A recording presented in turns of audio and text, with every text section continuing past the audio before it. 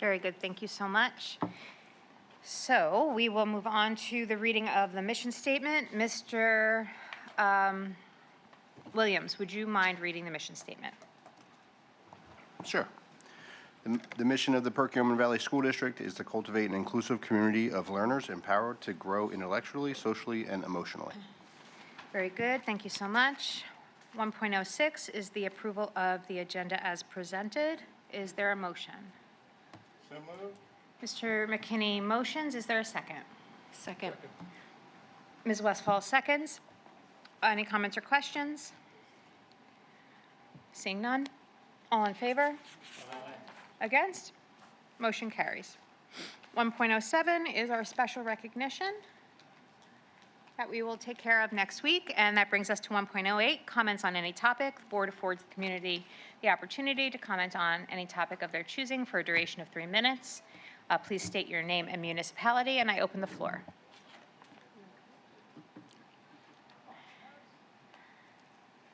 Seeing none. We will move on to section 2, reports and presentations. 2.01, student liaisons report. Mr. Lees, on you this evening. Yep, good evening. Unfortunately, Mr. Rapp couldn't be with us tonight. First, we'd like to congratulate the high school as well as the entire Perkiomen Valley community for PVHS being named as a 2025 National Unified Champion Banner School by the Special Olympics, which was celebrated in a ceremony on Friday. We'd also like to congratulate Ava Flicker for becoming the first ever PV Pen Relay champion with the incredible achievement of getting first place in javelin with a throw of 162 feet and 5 inches. Congratulations, Ava. And then finally, we'd also like to say that it is Teacher Appreciation Week, and we'd like to thank all of PV's educators for the hard work they do. Thank you. Thank you so much, Mr. Lees. For my president's report, I will just provide the update that we are well underway with our negotiations for our new superintendent. That information will be coming along very quickly to the community and to the buildings and staff. So thank you for all of the work that is being done behind the scenes on that. And then I just wanted to recognize that we are in the month of May. We've made it to May, and May is national, all of the important things that run our district thing month. So I wanted to recognize that May 1st was National Principals Day. May 8th is our Teacher Appreciation Week with National Teacher Day on May 5th. The 6th is School Nurse Day. The 8th is School Lunch Hero Day. The 13th is Receptionist Day. The 18th is Speech Pathologist Day. And the 20th is the Resource Officer Appreciation Day. So that's a whole bunch of days, really taking time to acknowledge how much these individuals are critical to the operations, not only of our buildings, but also to the well-being and the experience of all of our students. So a heartfelt thank you to all of those individuals, which really is pretty much every single one of you. So thank you very, very much on behalf of the board. And with that, we will move to Superintendent's report. Dr. Russell. Thank you, Ms. White, and I appreciate your sentiments. So I always start with the district's mission. You've heard that this evening, comprehensive plan, and the goal areas that we continue to focus upon. Lots of the work that you hear about in some of the committee settings in the education updates is connected to these overarching goals driven by the comprehensive plan. And we think about our shared beliefs. How do we prepare our students to be future ready? How do we nurture safe and supportive schools and build partnerships? So I have a couple of agenda items. Again, we didn't game plan together, so you'll hear some things. I too want to shout out to our special education department and our high school for being awarded the 2025 National Unified Champion banner. This is really a prestigious award, and Perkiomen Valley High School should be proud. It really emphasizes and recognizes, I should say, the inclusive school climate that the high school has worked to develop. And you can see I've put in bold font some of the key phrases that when they submit the application, there is evidence that supports a sense of collaboration, engagement, and a feeling of belonging on the part of all of our students. There are 10 national standards of excellence that the school had to meet along with its programming. And they did that, and they are just one of 32 schools in all of Pennsylvania schools to be recognized. So they should be proud. And there was, prior to the actual ceremony, there was a little running with the torch down Route 29 with some support from our first responders. It was a very exciting assembly, as Mr. Lees mentioned.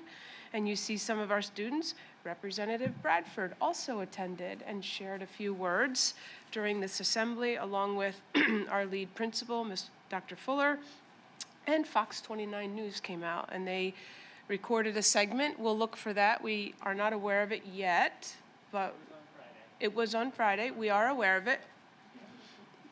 We'll Okay, we'll grab that link and I'll share it with you in the memo, but it was really nice to have the station there. And then there's our high school team to the right, our administrative team, some key players there that contributed. So kudos to the high school team, and I echo some of the sentiments of Mr. Lees as well. Congratulations. And then we had another really significant recognition. Our Perkiomen Valley Color Guard was named the Atlantic Coast Champions. They are a small but mighty group, and I'm going to play a clip. I'm going to give you a trailer here. It's included, so you can watch for a few minutes their performance. They did a really nice job. They don't want you to know how toxic this is. They don't. If you're buying produce from the grocery store, you need to. Propaganda. You think you have time. You think 60 is the new 40. I guess I better retire or whatever something. I'm sorry. nonsense they are selling now. Yeah.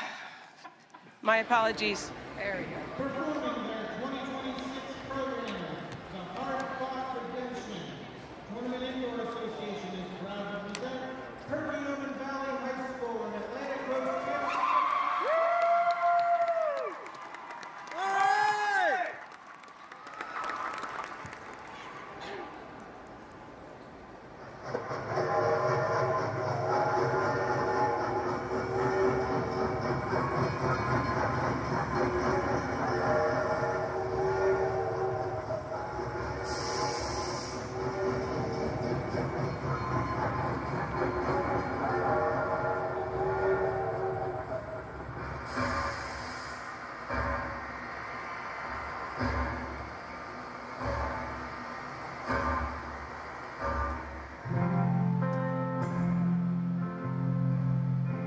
Truth is, all I've ever known is this outlaw road. Dust on my boots, trouble at my back.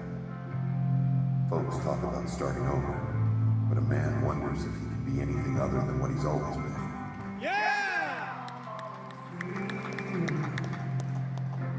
Every night's when I need it. So I'm gonna keep on singing. Till my soul catches up with my song. There's times when my hands go up free. Times that it cold. There's days when the praise comes out easy. Days when it takes all the strength I got. I'll bring my heartfelt bid to hell, hallelujah. I'll bring my storm-tossed, torn-set story to tell, hallelujah. God-given patience. So I wanted to give you a little teaser. The trailer, the link should work in the PDF, and you can watch the rest of it. They did not drop a flag or a rifle through the entire routine, and they were awarded first place. So kudos to them. Really nice job. And our first responders in the area escorted them home. Chief Miller helped facilitate that Saturday night, or was that what it was? Sunday afternoon, okay, Sunday. Maybe when they came home. Oh, okay. So that was also really nice for our students and the individuals who participated, so congratulations. So I also wanted to call out, each year there is a course called TAP, Teacher Apprenticeship Program, that runs here at the high school. And it is a course designed to provide students who may be interested in a teaching career with experience teaching. So they learn about the art and the science of teaching, and then they get paired up with a teacher in the elementary school or middle school, and then they spend time with that teacher, contributing to lesson planning, delivering instruction, working with students for a large part of the year. And Mr. Lees was one of those students. And at the end of the year, and you have to tell me, who was your teacher? Who were you paired with? I was paired with Mr. Tomlinson. He's fourth grade teacher at Evergreen Elementary, really fantastic teacher. Right, So it was yes, great. thank you, and you did share that. So what Ms. Paulus does, the teacher of this course, is at the end of the year, she invites all of the students who have been a part of TAP to participate in an interview. So they sort of rotate through these tables, and we ask them these really difficult, challenging questions as if they're participating in an interview. So the exercise is really to give them experience and to prompt them to reflect on some of what they've learned and what they did during the experience. So there's a picture of Conrad. Great job. Nice job. And I'll mention the woman next to me is the lead principal at Springford High School. So this year, there were representatives from some other schools who want to learn more about this program. So that was really nice, too, for the high school to showcase that. How many students are there? How many students were in the class? 13. Okay. Thank you. So they have to be able to sacrifice 2 periods a day as seniors. And that's not always easy, but they do it. So, and they have to be able to provide their own transportation. Now, they could walk to Evergreen, but they're assigned all over. Nice job. Yeah. And I will also echo the sentiments. I don't have the full list that Ms. White had. Thank you for that, because the feelings are certainly the same. But thanks to our teachers, this is NEA's Teacher Appreciation Week, and we certainly appreciate our teachers for all that they do. They are at the core of the work that we conduct here in the school district, and really the boots on the ground for our students. They inspire our students to learn more, they build their confidence, they demonstrate a belief in them, and certainly lead to shaping our future. So a big thank you to them, and much appreciated for all that they do, and the other employee groups that are a part of the professional groups that we sort of consider to be our teachers. Really, thanks to everyone. Principals, you had a principal day last week. Always thanks. We'll do lunch Thursday or something. That's for real. So with that, Ms. White, that ends my report. Thank you. Thank you so much, Dr. Russell. So that brings us to Solicitor's Report. Ms. Young. Thank you, Madam President. No report tonight. Thank you so much. 2.05, Board and District Committee Reports. Finance Committee of the Whole will happen this evening. Policy will happen next week, immediately prior to this meeting at 6 p.m. Negotiations, we met last week. Today's Monday, so it was last week. Our next meeting is on May 19th at 1 p.m. That will be with PVEA. We have Education Committee of the Whole next Thursday at 7 p.m. Wellness is actually the same day, but that's at 3:45 this month. And we have Safety and Operations on the 21st. We have external committees and boards. So of these standing external committees, we have Central Planning is on May 18th. The Foundation is on May 5th. The IU Board meets on the 27th of this month. Montgomery County Legislative meets, I believe it's on the 6th, so that's Wednesday. And then JOC meets on the 18th. I had a conversation with Mrs. Lofton after the symposium, that's the right word, right? That happened at Ursinus with regards to the Lenape tribe of Indians that we have partnership with, as well as PV Woods representation. And PV Woods, for context, has been in existence for, I want to say, 4 years at this point, 3 or 4 years, plus or minus. And that is a initiative that has really done some unique and wonderful, unique to our district, comparatively to other districts, things for our community with PV Woods here on campus, and then also the Arboretum over at West, in addition to initiating this partnership and land declaration statement with the Lenape Indians. So we've had a couple of different things. Dr. Clune has headed that work up with his core team of founding members of one. Mrs. Lofton is one. And now with Mrs. Lofton back on the board and her download from the symposium, I wanted to bring it to the board as a conversation point to potentially create board representation for PV Woods and their meetings as part of these external committees and boards.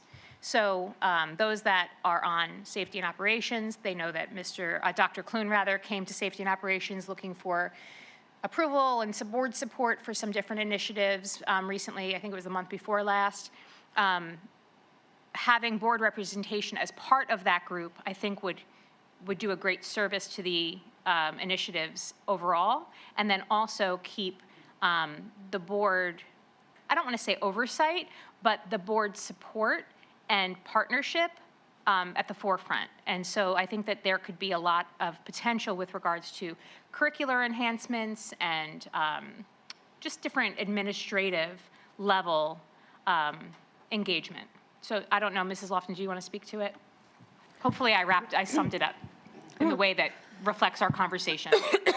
Thank you, Mrs. White. I appreciate that. Yeah, I think you captured it perfectly. It's really exciting to see all the work that's been done on PV Woods to bring a lot of our initiatives forward. I think it's really incredibly meaningful that our board has, I guess it was in 22, signed a memorandum of understanding to be working with the Delaware Tribe of Indians on, just a wide range of initiatives for enhancing our programming and deepening our relationships. So, it's just something that's always been near and dear to my heart. I continued to volunteer with it when I was off the board. And, being a board member, I wanted it to just sort of be a formal recognition of how I'm interacting and participate, because, you always are wearing all your hats.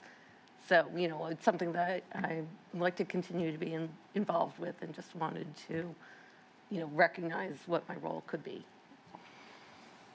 I think that's fantastic, Mrs. Lofton, that you're willing to step up. You have stepped up to do it, but to formalize it, I think, is helpful for a couple of different reasons. As you just said, you've been involved this whole time, even throughout your hiatus on the board.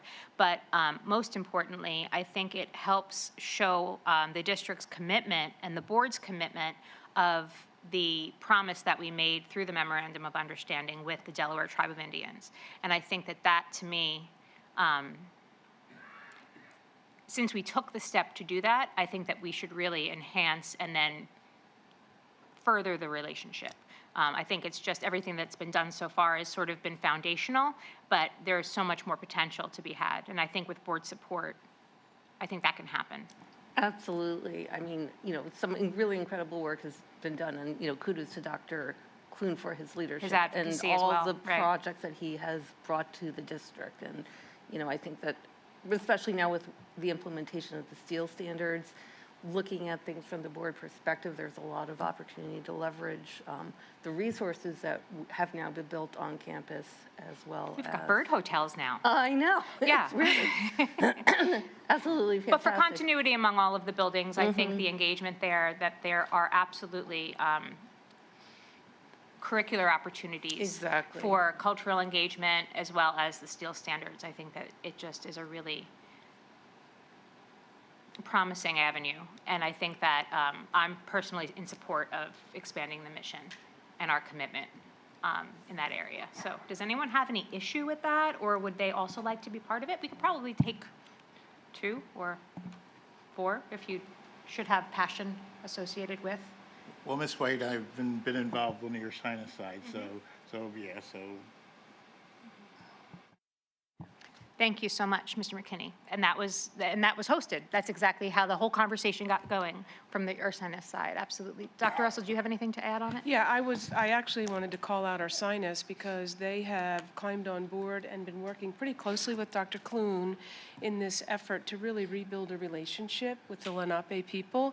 And Mrs. Lofton has been intimately involved as well, so it would keep the board abreast of what's happening and also maintain that partnership and build upon it in a different way with board representation that we have with Ursinus, which I think is very healthy for the school district.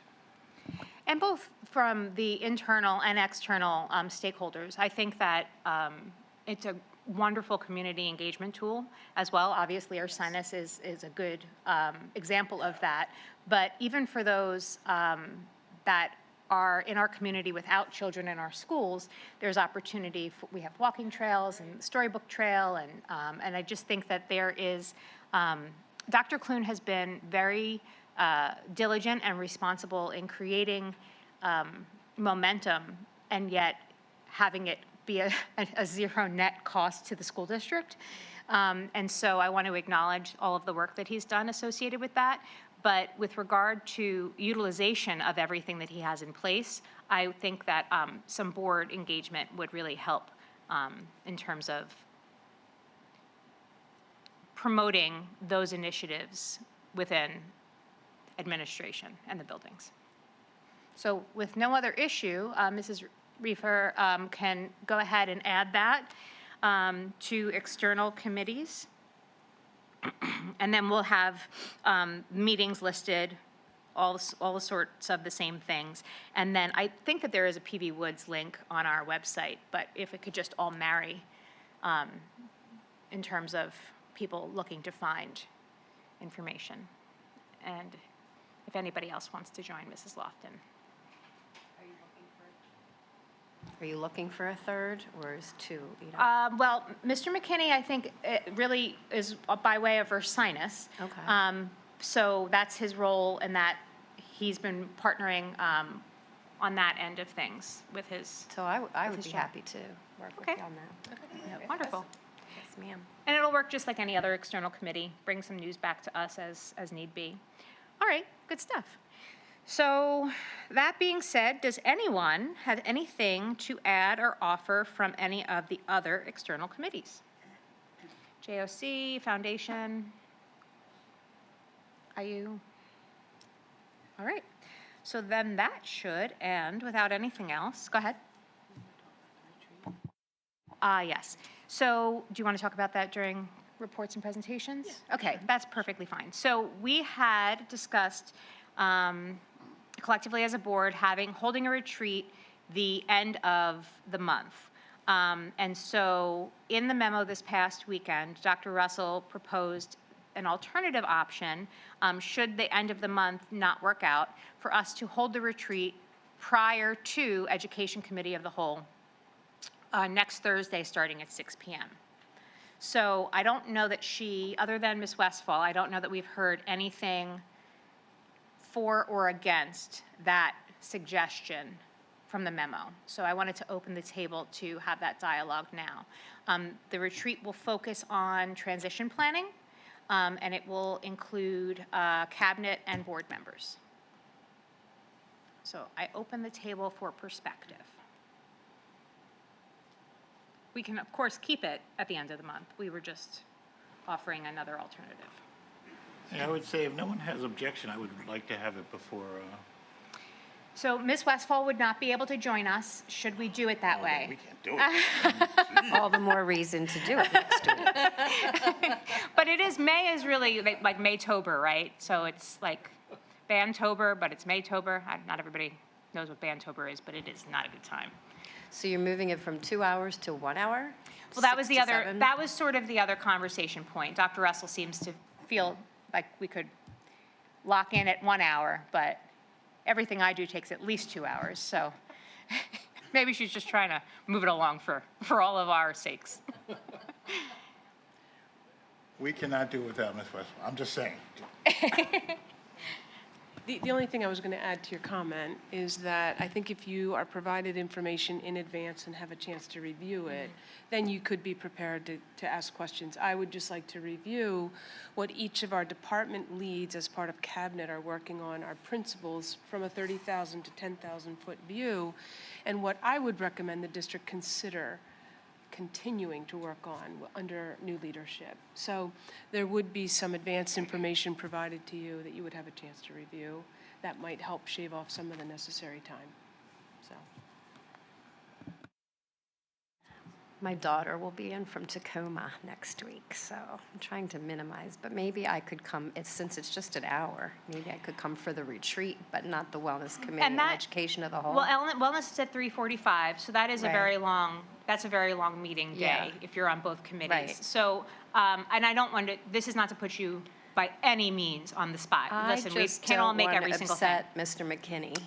Well, he may be upset anyway, Ms. Westfall. He's just sort of, he's a sensitive fellow. Yes. So, but in all seriousness, though, if you have the information ahead of time and you have questions that are pertinent or pressing, if you provide those, they'll be covered, and you'll get a recap of everything anyway. So you don't need to feel. Run it by Mr. McKinney first, though, right? Well, he's actually in charge, yes. Okay. Very good. Does anyone else have issue with moving it to prior to the Education Committee of the Whole at 6 p.m.? Will that be a hardship for anybody to hear them? Good? All right. I mean, I may be traveling, it Okay. hasn't been determined yet from the company. Fair But enough. that's, Fair enough. Well, Figure then that. you're in Ms. Westfall's boat. Yeah. No worries. yeah. Okay. All right. Perfect. So it'll be part of the memo this week Dr. Russell just mentioned. Okay, wonderful. Okay, great stuff. Okay, so then we will not have a retreat at the end of the month. Cabinet can get their day back, which will be helpful. I know that wasn't the intention, but that's also a good positive for all of us to have that extra day back. Really, everyone. Everyone, perfect. And then that's it for reports and presentations. Yes? Going once? Twice? Excellent.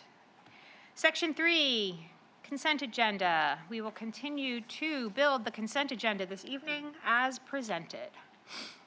Education, Section 4, Mr. McKinney. Thank you, Ms. White, or Ms. White. Dr. Nicholson, I turn it over to you with any updates. All right, thank you, Mr. McKinney. Good evening, everyone. I do have a few updates for this evening's meeting. You can see the agenda here. The first two secondary summer school and summer library hours are a little bit later on in this agenda, 4.03 and 4.04, but I'll talk a little bit about them here. I'm going to cover just a couple of resource and curriculum updates, and then a staffing update at the end. So I'll dive in here. Yearly, we come to the board and just formally have the approval of credit recovery summer school program at the secondary level. The dates for the summer school program for this year are June 22nd to July 30th. It's basically the same dates, or the same weeks, I should say, this year as it has been in the past. It's 4 days a week, 3 hours per day during those weeks. And it is on site right here in the high school library. It is overseen by a teacher leader as well as an administrator here at the high school, utilizing the Montgomery Virtual Program, or MVP, online curriculum. And it's $300 per full credit course. So it's a breakdown again of our summer school program that we've been hosting for a number of years. There are really no changes other than the dates for this year's program. Are there any questions on this? Again, this is listed for approval, 4.03. About how many people do we have in that? How many students usually? It really would depend year to year on how many students need to recover credits and how many are eligible to participate. I would look to Dr. Fuller and Mrs. Baker. Do you have a rough estimate? I haven't been here for summer, so I really don't know. I've been here for 2. I would say like somewhere between 8 and 12. Okay, so the answer for those of you that aren't in the room is between 8 and 12. And is it all grades or just? Secondary level. It's secondary level. Okay, I'm sorry. Did you say that? Okay.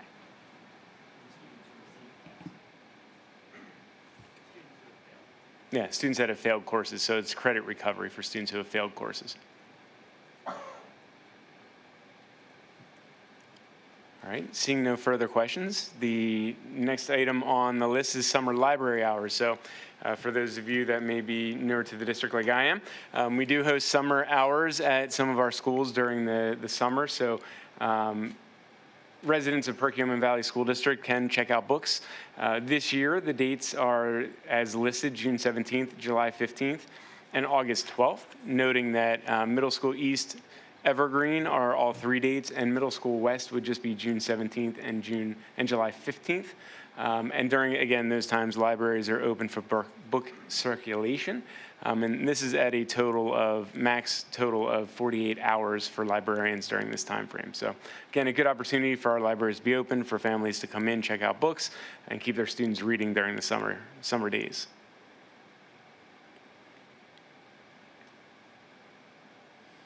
Seeing no questions, I'll keep rolling along here.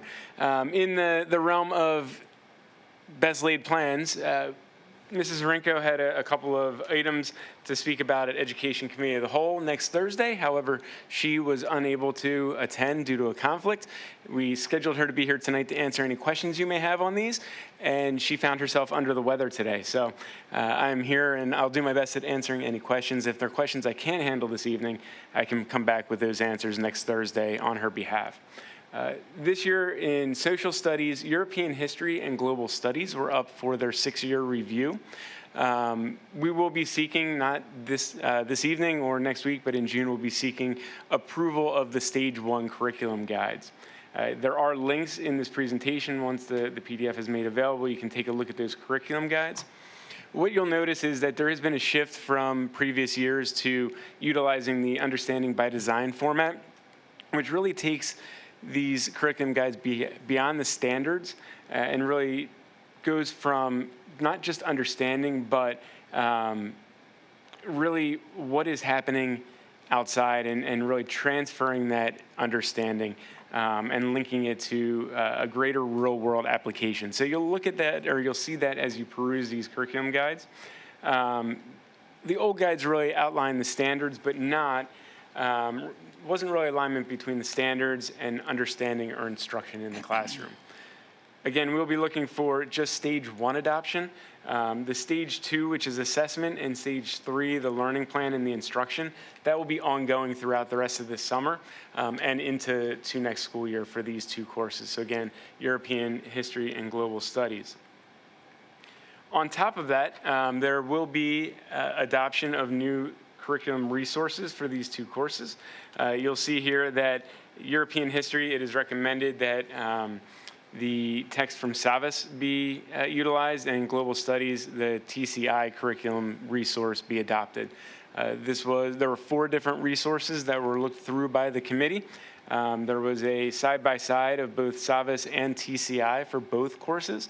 And the committee ended up splitting, going with and recommending Savas for European history and TCI for global studies. And while they're separate resources, the committee felt like each individual resource aligns to the goals of that individual course. So they felt like even though we're splitting Savas and TCI, it was in the best interest of the individual courses. Again, we'll be looking for approval of this in June, but these resources are available. The 30-day clock will begin ticking. They are available at the district office for perusal moving forward. So we need to get this on this evening's agenda to have in time to have this potentially voted on and approved in June so we can purchase them over the summer for next school year. Any question on social studies? Mr. McGuire. Just looking at the 2 texts, I don't know if those are exact representations of those texts, but I'm just curious that the 2 texts, by title at least, don't immediately or explicitly align to the curriculums. I mean, obviously I can review them, but can you kind of comment on the content as it pertains to the course titles versus the text titles? Sure. Honestly, I can't comment directly on that. I wasn't part of the process here. That would have been a reason for Mrs. Rinko to come out. I can get that answer for you for next week for Education Committee of the Whole if you'd like. But again, there was a full teacher committee that reviewed these resources. So I agree with you at first when you look at world history. As part of a European history course, it doesn't specifically line up. However, I take it that the committee has reviewed these and used these in the classroom and found that it was worthwhile. Any other questions on social studies? All right, we will roll on to English. And again, going back to the same idea of social studies, grade 11 ELA, grade 12 ELA were reviewed this year. Again, the two curriculum guides that are there are linked. You will be able to see them for later review and approval as we move along here. Again, these have been updated in the UBD format for the same reasons and the same content moving forward for these courses. So the committee has been working again throughout this school year. Again, the ask here will be for that stage 1 curriculum with stage 2 and stage 3 to be worked on throughout the summer and into next school year as far as assessment and the actual instruction in the classroom. So we don't want to move forward with too much of that planning until the actual curriculum resource and the curriculum is approved. I said resource. However, in 11th and 12th grade English, the committee did determine that no new resource is needed. While the curriculum guide was updated, the novels and the texts and the short stories that are used in these courses are not in need of any update. So there's no additional resources needed for this 11th and 12th grade English curriculum update.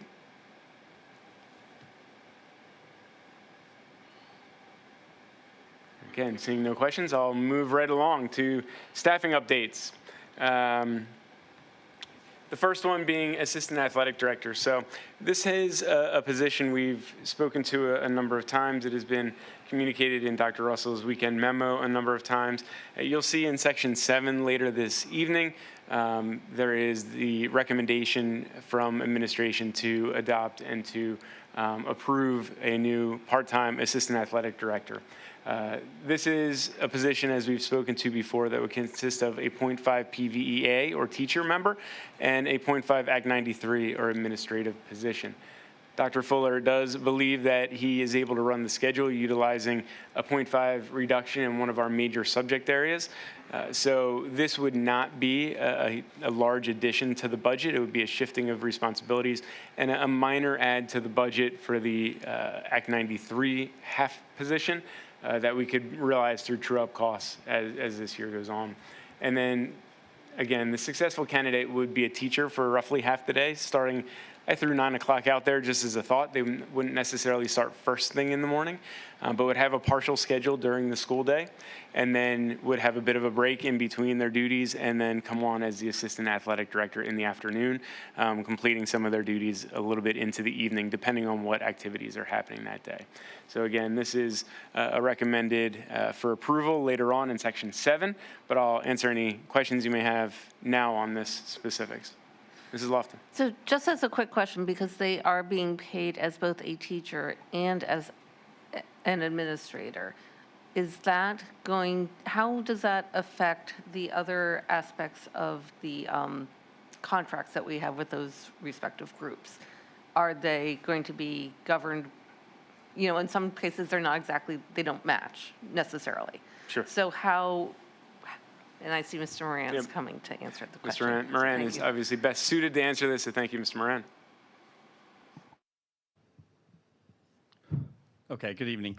To answer the question, so the individual would remain as a PVA member for all benefits. So they retain seniority as a PVA member, as well as any benefits that are outlined in the PVA agreement would hold true. And would there be some sort of specific agreement with this individual so that they would have the Act 93 authorities to be able to conduct the duties of the position, but so that it's very clear and explicitly stated that way? Yes, and we'll have a break in between both positions, so there'll be a clear delineation as to when their role as a teacher ends and then when their role as an administrator begins.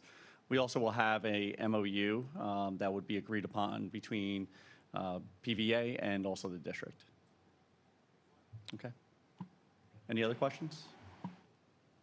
Thank you. All right, thank you, Mr. Moran.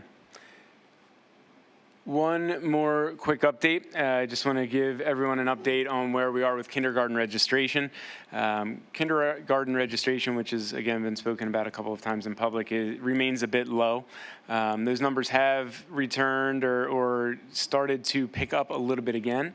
But based on that and not knowing exactly if we'll need 4 sections of kindergarten in each of our 4 buildings, right now we are recommending that as an administrative team that we hold on further movement to fill any of our elementary teacher positions that have been part of the ERIP or other movement. We don't want to be hiring teachers and then find out that we have some additional kindergarten staff that could be utilized in other ways should the enrollment not get to the level where we need 16 kindergarten teachers. And we're also right now recommending that we hold on final recommendation. We had spoken about a teacher with a 5-year leave letter as per the collective bargaining agreement. Right now, again, we are holding on that. We'd like to spend a little bit more time taking a look at kindergarten enrollment, seeing where those trends go over the next few weeks, maybe a month, and then make some determinations based on where we are. If we're going to be able to maintain 16 kindergarten positions across the district, or if we'd be able to reduce that number due to lower enrollment and make some additional shifts with some of those teachers. So we can clearly update you as time goes on. We'll keep this as an agenda item, make sure that we're updating you on where this looks and how this looks moving into June. Questions on that? Dr. Nicholson, is the projected, like the lower levels, is that district-wide, or is it broken down and concentrated by school at all? As far as kindergarten goes, there is one building in particular is a little bit lower than some of the others, but it is lower at every building. It is lower this year at each building than it was in past years. So the number has been tracking lower. It continues to track lower. I believe it's South is the lowest right now, but they are all below where we had anticipated they would be at this time. Thank you.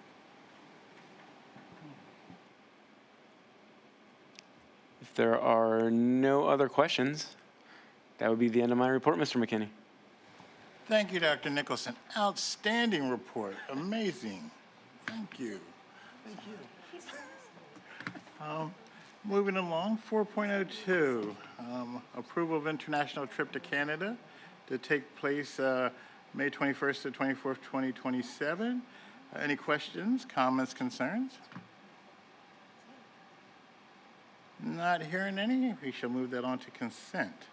4.03, approval of secondary summer school. So, motion to approve the secondary summer school is proposed. Any questions, comments, concerns? Not hearing any, let's move that right along to consent. 4.04, motion to approve summer library hours. Any questions, comments, or concerns? Not hearing any, that will move to consent. And 4.05 is the enrollment report, which is attached. Having said that, that is my section, Ms. White. Mr. McKinney, thank you so much. Section 5, Business, Mrs. Lofton. Thank you, Mrs. White. Section 5.01 is the Finance Committee of the Whole, and I will turn it over to Mr. Weaver.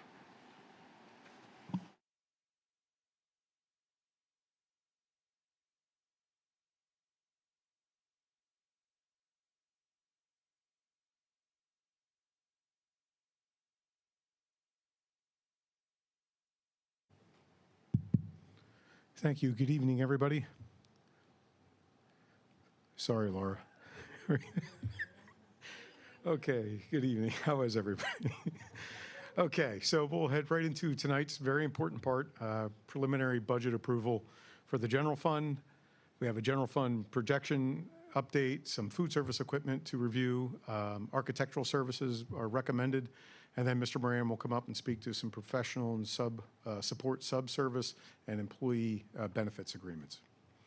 So for tonight's presentation, I'll quickly move along as it's okay with the school board.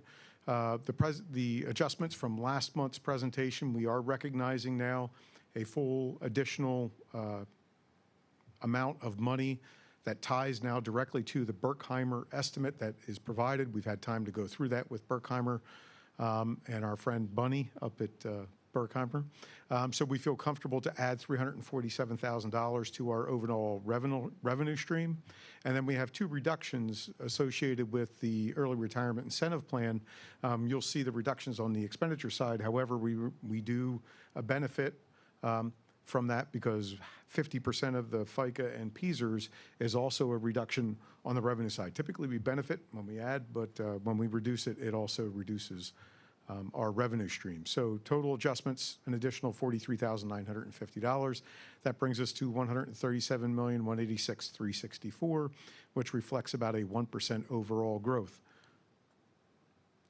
Nothing else to point out in these next couple of slides. Nothing really changed from this particular perspective, either state or federal, other than the PSERS and FICA.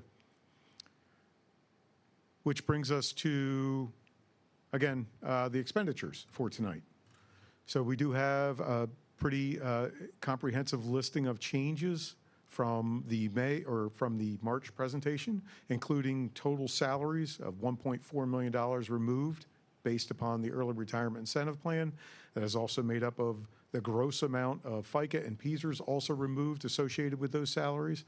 Health insurance, we did go through the task of going through new positions being added, the 10 positions being added back, the 19 positions coming out.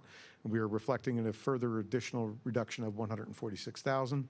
We are recognizing a one-year impact for the benefits associated with the early retirement incentive plan. It's $10,000 for the 19 positions for each year for 4 years.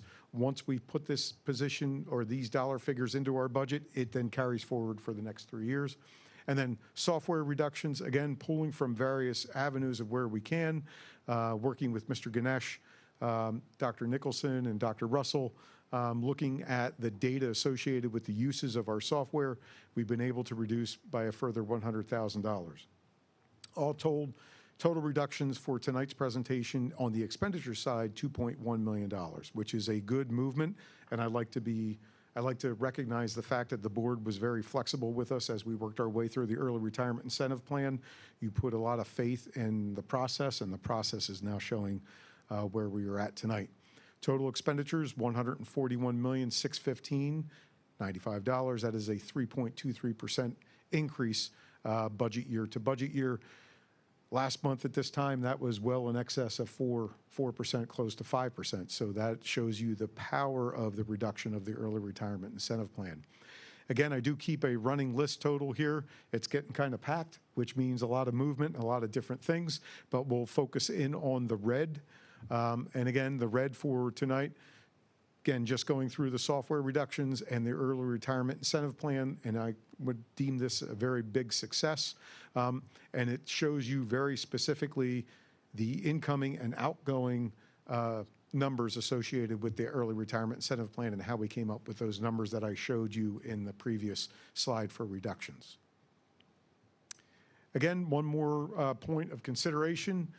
Energy costs continue to concern us as we continue to move forward with the process. And in candid discussions with the MCIU procurement platform people, they are recommending that we let it ride at this point in time and we wait until we get into fall, which unfortunately means that we are completely exposed moving into the new fiscal year, which a lot of the business administrators don't like, but we feel it's the most prudent thing to do because we don't know where these prices are going to go. So we'll let it ride, and then we'll have some further movement late August, early September. Hopefully, we'll be able to lock in on some of these rates at a reduced rate. But if not, just caution into the wind here that this is a very unnerving position for us to be in, but there's not much that we can do at this point in time. I was talking to Mr. McGuire earlier.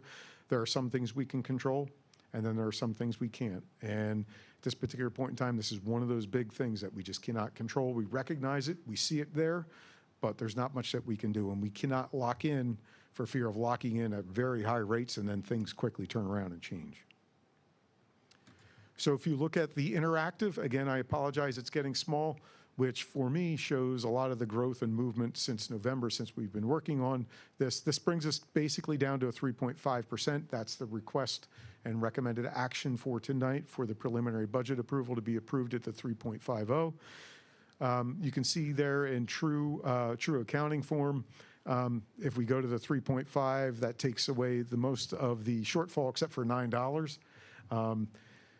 But I just want you to see the detail that we are watching, and we'll let that ride. That's fine. Mr. McKinney will cover the $9 for you, Mr. Wheeler. Thank you, Mr. McKinney. I appreciate that. So what does this mean for our taxpayers? Well, if we approve the recommended action tonight at 3.5%, that means a $243 annual increase in our tax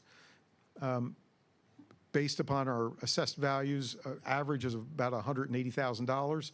That breaks down to $20.32 per month. So that's a different way to look at it. Next budget steps, obviously we have to approve tonight. Remember, it's just a step in the direction. So even if you sit in that chair and you say, Mr. Weaver, this is not where I want to end up, okay, understood. It's just a step in this final process. We have another month to talk about that. My recommendation is to stay at the 3.5% based upon the variables that we've talked about. That's just for further discussion. We continue to monitor the state budget. No, we don't expect any additional funding to come from the state budget. However, last year in November, when they approved the budget 4 months late, there was that extra $50,000 that was thrown in there for one of our safety grants. So you never know, but we still have to take care of business. That's been our mantra forever. We talked about the MCIU, and final budget approval is in June. Any questions on the budget where it stands tonight and the fact that we have to move forward with a vote for the preliminary final budget approval for 26-27? Ms. I Westphal, go ahead. I have one question. Energy costs are a major concern for everybody. So have we thought about solar panels or writing a grant for solar panels? It's a huge investment, but it's in the long term. I know a lot of colleges and universities have solar panels now. A lot of businesses have solar panels, especially in New Jersey. They did a lot. I know it would be a huge capital. Have we done that research at all to see what we can do to help us control those energy costs down the road? So yes, the short answer is yes. As a matter of fact, for a project that we've been working on that Ms. White has asked for several safety and operations committees, we're working on a comprehensive view of our capital projects and our potential high school project and what that might fit into with our ESCO program. Mr. Fabrizio and I had a conversation with Mark Fennell from CM3 about the reemergence of solar panels. Not just in the context of, yes, it's a good time for us to look because of the energy concerns, more along the lines of governmental entities are looking at this from potential grant opportunities as well. The big driver in the past has been credits through the federal government. They kind of dried up and went away.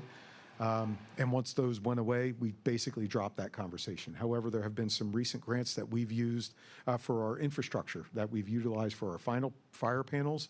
There's been a renewed emergence of utilizing some of those infrastructure grants, if you're so lucky to get them, to utilize that for a solar panel project. We've been looking at West. Joe and I have looked at West. That's where the space is. That might be a possibility for us. So we've started that conversation again. To your point, it does take a huge upside in capital investment. The rate of return on that investment takes many years. But that doesn't mean we shouldn't look at that. So, Mr. Weaver, in regards to alternative energy sources, I know the federal pipeline is drying up, whatever. Is the state filling that gap in any way or shape? So the state is not, to the best of my knowledge, outside of those infrastructure grants. So those infrastructure grants are through DCED. That is a state-funded grant.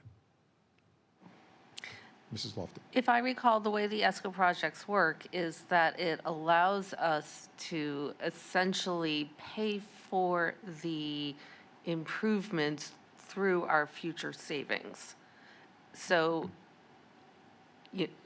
how does that actually work with wildly fluctuating cost estimates?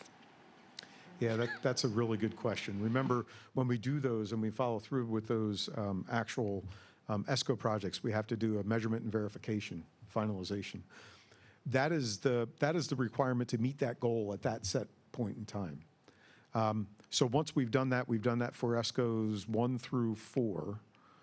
No, we're finalizing 4, and then we have to work, we're still working on 5 and 5A. Once we meet those goals, then we don't tend to revisit that, other than the fact that we have more efficient equipment to utilize it more efficiently. Hopefully that made sense. But, so knowing that, wouldn't solar be an obvious choice to put into an ESCO? It would be. There are some issues that we've run up as far as if you put it on the roof, you might have issues with the roof, the underlying condition of the roof, right? So if you put it on top of the roof and then you have roof issues, then you're going to have to disassemble everything you put on the roof. So putting it on the ground is definitely the best way to go. We have the ground at West, and so we've had preliminary conversations about that. We could absolutely utilize that in some way, shape, or form to help reduce our electric need, right? And those are the conversations that we're having now. The problem is that that huge investment to get those solar panels there is such a high investment that it gets us our kilowatts and saves, but it takes years for us to get that money back. ESCOs are generally between 15 to 25 years for payback.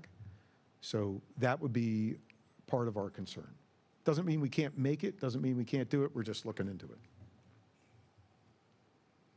Okay, yeah, I would think that the ROI on the solar panels would be fit within that timeline. But anyway, yeah, more research to be done, Yeah, yes. yeah, absolutely. And we Okay. did begin that conversation with Mr. Fennell.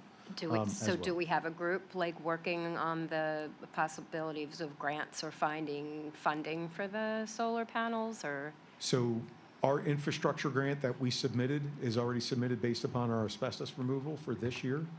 I don't know what's going to be in next year's state budget as far as an infrastructure grant possibility, but we'll certainly look at that.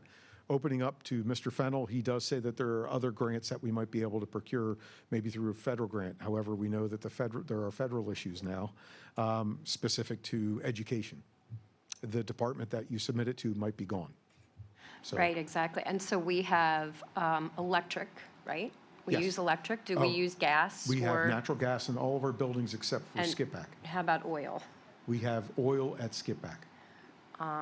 So we should probably have a plan to move away from those as well. So Because they're we- only going up. Yes. And going to all electric. And then we also have another energy is gas in our buses, right? Which Right. is only going up.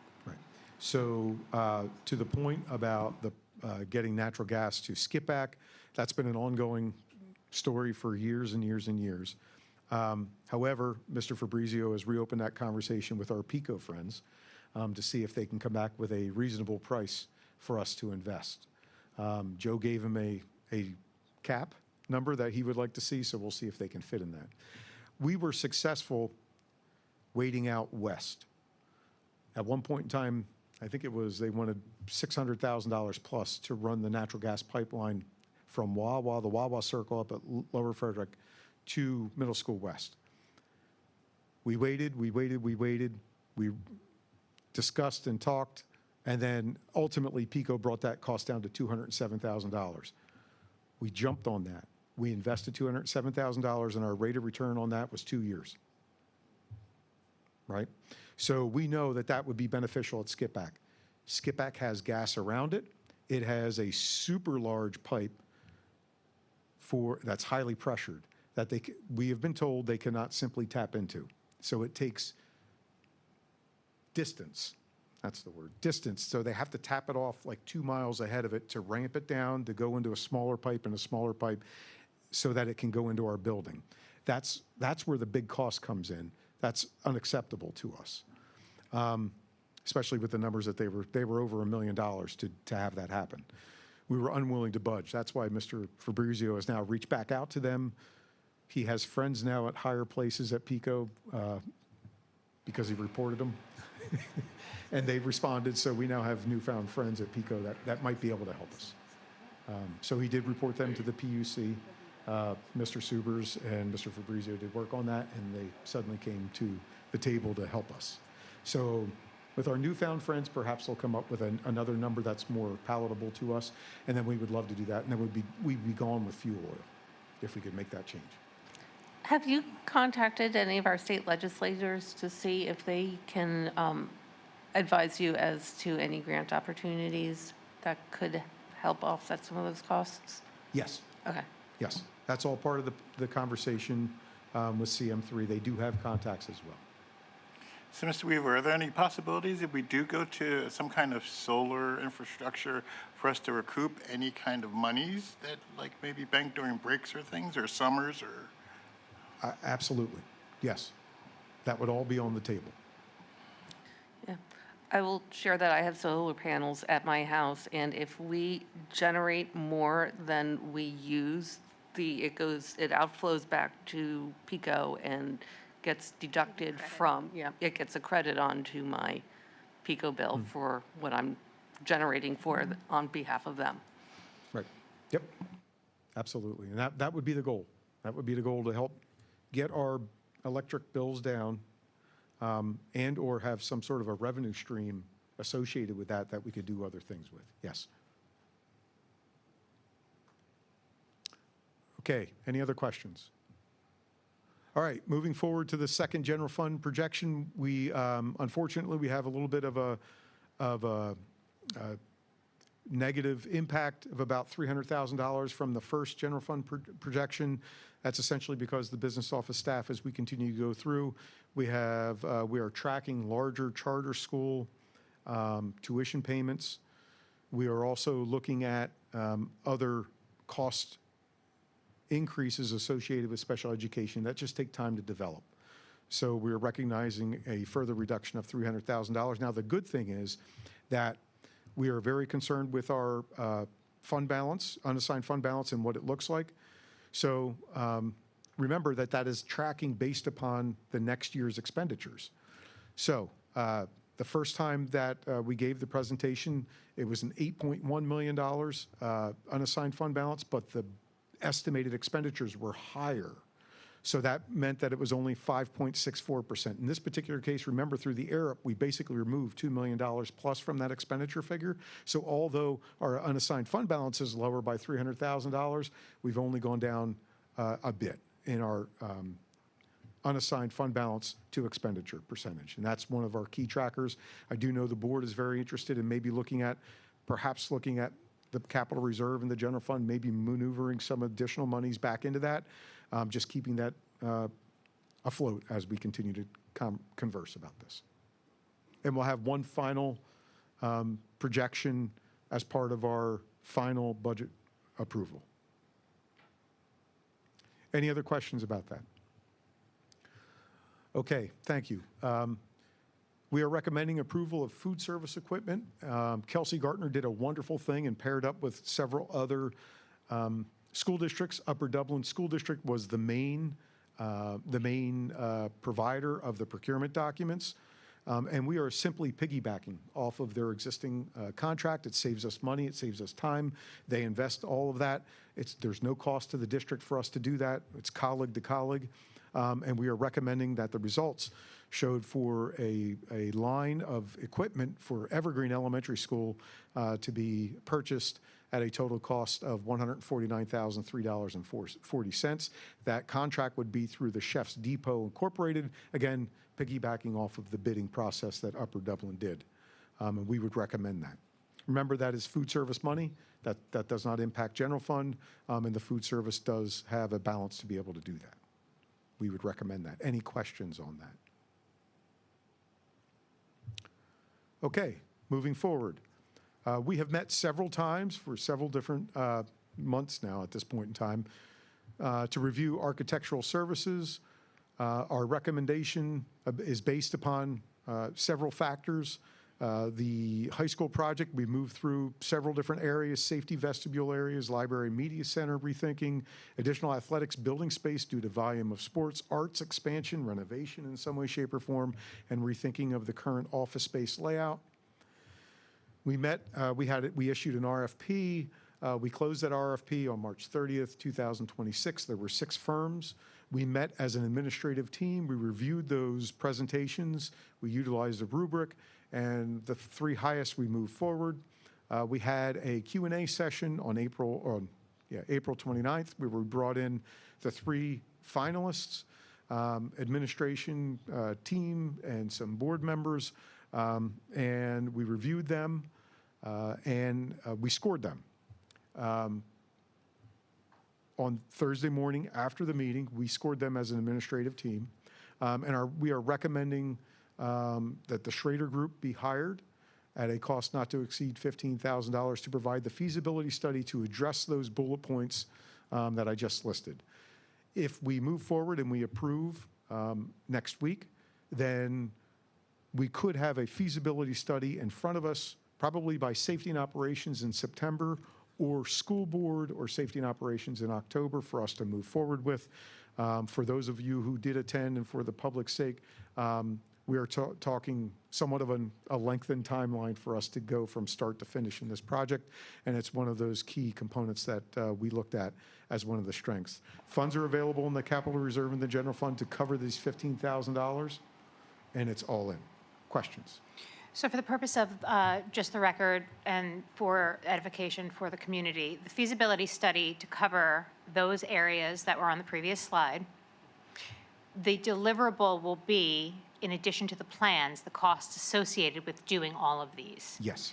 So at that point, we would have, once we get the feasibility study back, we would then prioritize and allocate a plan to undertake the findings. Yes. Okay. Those would be estimates, and we would take those estimates. The other key component would be to begin honest work with Jamie Doyle from Right. PFM. With regards to how we would cover the Financing. expense of. And then if you could just speak really quickly to the way that this type of work gets paid for in a bond and how it's isolated as part of our debt service and not actually part of our operating expenses.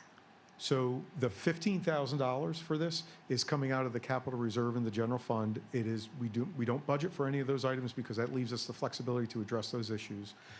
It sits in a reserve account, and then when we utilize that, we recognize an expenditure and then we reduce the reserve to associate that. So this is not impacting any type of our operation expenditures or our total $141 million general fund budget as we just talked about. And then with regards to the feasibility study costs for each of these items, that also is in a separate vertical by way of how we would pay for it. Like, in other words, we wouldn't pay for these items as part of our general operating budget. That would be through some sort of a bond issue. Correct. And that's when you say Jamie Doyle, that's what you're talking about? Yes. Any kind of a project of this size and this magnitude will definitely need to utilize bond financing and our financial strategies that we've employed over the past several years. And so that becomes part of our debt service, but doesn't impact our overall operating budget? That's correct. If the board remembers, we do have level debt through 2033, and then it drops off. So yes, we would have kind of a nice view for us to be able to address those in the next couple of years, and then when the big number drops off, we can simply plop Put a that number timeline back in place to match Yes. this up with the debt falling off? Yes, Okay, I absolutely. just wanted to, for the record, that to be just overstated, because I just didn't want it to seem like this was just a random recommendation for spending. I agree. Thank you for that. Thank you for pointing that out. Okay. Any other questions? If not, thank you. Just coming back to that, could the goal be to look at seeing if some sort of solar project could get wrapped into any bond that we wind up taking? It could be. That is part of the conversation that we're having as far as percentage of the bond and a hybrid ESCO with a formal bid process. That is a real thing. And we just need to be very cautious with how we do those things. So Yes. as this feasibility study then is occurring between the approval for the feasibility, as long as it goes forward with the board's support, that'll really take place over the summer. Can, to Mrs. Lofton and Ms. Westfall's point, can there be legwork done with regards to costs associated with that so they could be married in September? We could certainly reach back out to Dave Schrader to see if that could be part of that. Yes. That would be helpful. I realize it's Yep. a separate lane from Schrader. I Right. just want to make sure that Either it's. that, or we could ask Mr. Fennell from Okay. CM3 to help us. He's our partner. I mean, we've worked together for a long time, Yep. 13 years, so yeah. Well, and I guess my question is, does the bond issue have to go to one specific project, or can you say, I'm taking X dollars and I'm splitting, XA goes to this goal and XB goes into this other goal? You can certainly split it. You've just got to be very careful in the bond indenture that the investors know exactly what your plan is. Okay. But there are hybrids out there. We just have never done one. We've always been in different silos. So in the early 2000s, we did all bid procure documents, and then we recognized this wonderful thing called ESCO and GIZA, and we've done nothing but GIZAs since 2011. We started that process, but we've had 6 projects. So we've got to merge them now. And so just for everybody, so ESCO is Energy Savings Company, and remind me what GIZA stands for? So I would defer to Bonnie for the GIZA, but the ESCO Energy Savings. It's Guaranteed Energy Savings Savings Act. Act. Okay. Guaranteed Energy Savings Act. So Thank you, Dr. GIZA Wilson. is the law that allows us to have this type of vehicle for doing our projects. Okay. And it's gotten better over the years. Yes.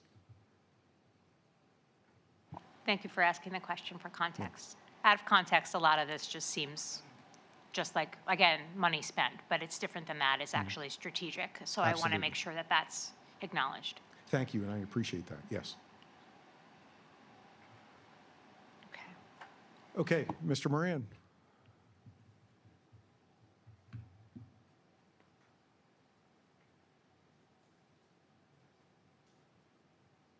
Okay, thank you, Mr. Weaver.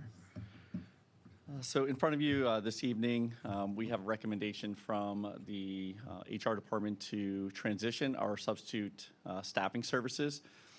Our current model right now, we utilize STS education for all of our professional substitutes.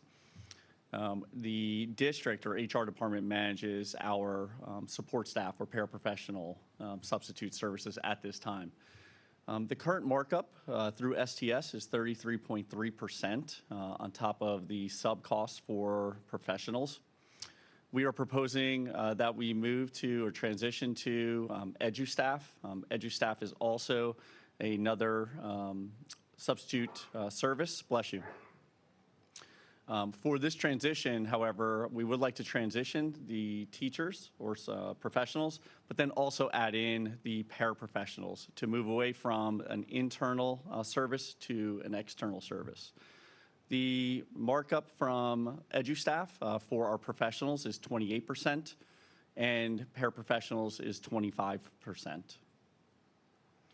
EduStaff, just like STS, would be responsible for the recruitment, hiring, onboarding, training, assignment, supervision, as well as compliance management. We currently do that for our paraprofessional substitutes. In this case, EduStaff would take over both professional and paraprofessional substitutes. Ms. White.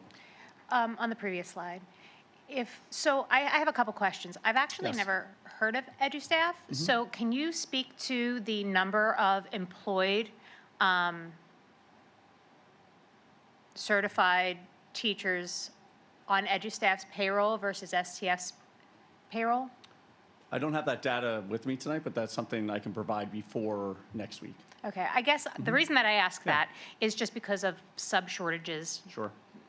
obviously everywhere, but specifically in Montgomery County. And most of the districts in our vicinity utilize STS. And so I'm just curious who EduStaff actually serves and what type of bandwidth they have to actually accommodate the need for Perkiomen Valley. And then the other part of my question then is, with the relationship that we've had with STS is obviously longstanding, have you gone back to STS to try to renegotiate the current markup? Because they're really just, not that there's not savings there, I don't want to minimize the savings that you're showing, but it seems like there's a margin to be negotiated. Yeah, no, absolutely. So I did go to STS to answer that question first. They came back at 33.3%, and also asked for if we were to add on paraprofessionals, what percentage would you be able to accommodate? And that also was 33.3%. So there was no movement on their Okay. markup. So I guess my concern is, other than a cost savings, Mhm. have there been issues filling or acquiring substitutes from STS and having jobs picked up at Perkiomen Valley?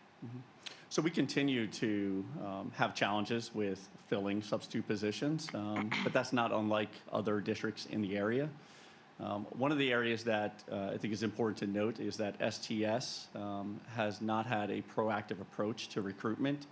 EduStaff has an individual in this region that would also provide trainings within the district. They've requested the opportunity to be in the buildings, providing training, especially for guest teachers, which is an area that is probably untapped in this local market. EduStaff, the closest district that they're in right now is Upper Merion, and Upper Merion did see an increase in their fill rates, but just under 10% when they went from STS to EduStaff And when did they make that transition? this year. This is their first year with Mhm. EduStaff? Okay. It is. Because previously they were with STS STS. last year. Okay, Yeah. understood. Yeah, most districts are with STS. You're correct in that. We just have not seen a proactive approach from STS to review our data with us and also to have approaches to increase the number of substitutes that we currently have. Right. And with regards to our daily rates and the way that they're structured for payout with STS currently, with the lower markup, would you be looking to adjust the daily pay rate? It would remain the same. It would remain the same, so we would get money, our savings would be realized on the back end. Correct. Yeah, to continue to be competitive, we would keep our sub rates. That's why I was asking that. Yeah. But I will say, you know, obviously the sub rates vary different district to district within STS. And so there's certain incentive for jobs to be picked up in certain districts when the sub rate per diem is higher with STS. So I guess, you know, I don't know. I guess I'm wondering really is if changing the provider really solves that issue, if that makes sense. Because, and that's why I ask what the threshold of personnel is. Because now if you're dealing with a smaller pool of people within a service, do we actually create a different problem? Yeah, that's a great question. Because it's far. We're far from Upper Merion. It doesn't seem like it's far, but if you're Yeah. picking up a job in the morning and it's King of Prussia or here, it's just two different buckets. Yeah, and I utilize Upper Merion as the example district that's probably closest to us. EduStaff is mainly coming from the west side of the state and is working towards the eastern side. What I'll share with you is that we would not be competing with Upper Merion. What has happened in Upper Merion is those substitutes that have been with STS have now signed on also to EduStaff. So they're going through two different agencies to utilize where they want to substitute. So, to that point then, would there be any, I imagine STS isn't going to just give all their information over to their competitor. So, would we, and I don't know if we have any, it would just be on the substitutes themselves to say, oh, this is how PV's doing it now. I guess I have to go through a whole other process of getting hired and approved to work through EduStaff. So, I just worry then, if we are paying less than competitors, people being willing to jump through some extra hoops to continue to do what they've been doing. And so, kind of to your point of what is their pool of people. So, if you've been substituting in the building and now you have to go through a whole other process to continue to do that. You essentially need to switch companies in Right. order to stay subbing in Perkiomen Valley, building subs, et cetera.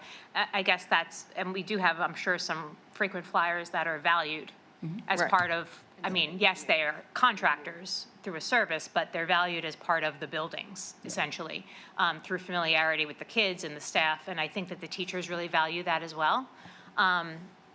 The other piece of that is, you mentioned just now that you could actually work for both companies, and both companies allow you to work for two W-2 providers? That's my understanding. It's very similar to, I would liken it to, we went from Frontline to Red Rover for the communication of positions. I would argue that it's not the same as that because STS actually operates both of those platforms, but they're the employer. Correct. But you can have more than one job. I mean, I wouldn't, if you haven't. In the signed same a non- exact field? Like you If- can't yeah, work if you for two. haven't signed a non-compete. Okay, this is- all yeah. right, fair enough. Yeah. But to me, that just seems like No. then you're really, you have two separate jobs. So if you want to pick work up Then you go for through PV, you both. have to, then you would then have to change and apply and work with That's this what other I'm company. saying. You have to jump through more hoops. And to likely, continue they doing it. may already, some of them may already be working for both Both. STS Fair and enough. EduStaff. I would be curious for that question, that answer Yeah. as well. Yeah, absolutely. So I will go back to EduStaff just to get some additional data on the number of substitutes right now that they have in this area. And then also just the ability for how the process is for individuals to go from STS to EduStaff. And the other advantage is also, Rye, is also that they manage the paraprofessionals as well. So that would be some cost savings as far as your department doesn't have to manage that as much. Yeah, Yes. it definitely, something that we don't, we're not putting a dollar figure to, but Right. it definitely would be the time, not only for the HR department, but also the business office. The so- onboarding and the compliance and all of that for not only the substitute teachers, but also the paraprofessionals. Right. Currently, right now, for substitute paraprofessionals, they are our employees. So we go through the entire recruitment, hiring, onboarding process. So that's time, obviously, by the HR department. In addition to that, to pay these individuals, payroll has to run their timesheets and then also upload that information into our financial system. So there is time that's invested from both departments. I would say it's a heavier lift on the onboarding piece, but every 2 weeks, we're also running their payroll. With regards to a building substitute position that are currently posted in Frontline with STS, are those individuals from time to time assigned a paraprofessional coverage? Not typically, no. The building substitutes are professional substitutes, so they are utilized to sub for teachers. Okay, but when there's, On a rare occasion, they may be placed to serve as a paraprofessional, but Okay. their primary focus and role is a teacher. okay. So unequivocally, you don't post any IA or paraprofessional jobs We do, on Frontline? not on Frontline, That's my question. no. Okay, Currently- got it. Yeah, currently. It's that separate process with that form or Yeah, whatever. Yeah. so Got the it. HR department right now. It's a heavier lift internally It because is. of the fact that it needs to be managed. Right. Understood. Yeah, so Okay. we have one person managing that, and again, you're confined to the work hours of that individual. So anytime jobs might come in, which could be early morning, late in the evening, we typically are not posting those positions until every Friday we post for the following week. So there's a lot of limitations right now to the system that we have. It's not efficient and effective. So how do the buildings handle jobs that don't get picked up internally? Yeah, a lot of time that is finding coverage. So moving individuals around. There's typically then, for paraprofessionals specifically. I mean that specifically, Yeah, yeah. there'll be positions that are vacant. Okay. Okay. So if we were just to look at the financial costs currently, so right now, and thank you to Ms. Hurd. Mrs. Hurd, we looked back at 2024-25, as well as this year up until April 30th. You can see the cost for last year to STS, as well as what the estimated cost would be if we were with EduStaff. So typically, you're looking at almost $30,000 or just over a $30,000 reduced cost if we were with EduStaff. And that is very similar to the data that we have currently for this school year. Again, that's through April 30th. And that's due to the reduction in the markup from 33.3% to 28% for professional staff. A way that we like to utilize that reduced cost would be for adding in the paraprofessionals. If we were to add in the paraprofessionals, you can see the current district model has their daily wage, as well as these other ancillary costs that we have, PSERS, FICA, unemployment. Total daily cost typically for a paraprofessional that we employ is $152.25 for a substitute paraprofessional that we employ. The proposed model, again, same daily wage, but removing those ancillary costs. You now have the 25% markup. It'd be about $5.25 in addition to what we're paying right now for a substitute paraprofessional.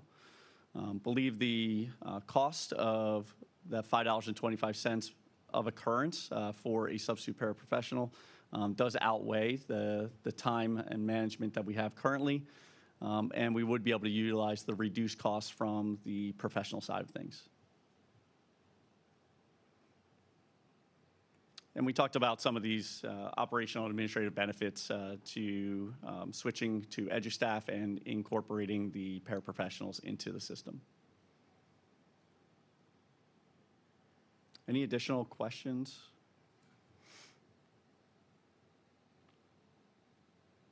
Okay, thank you. Second item on the agenda is the Employee Benefits Service Agreement.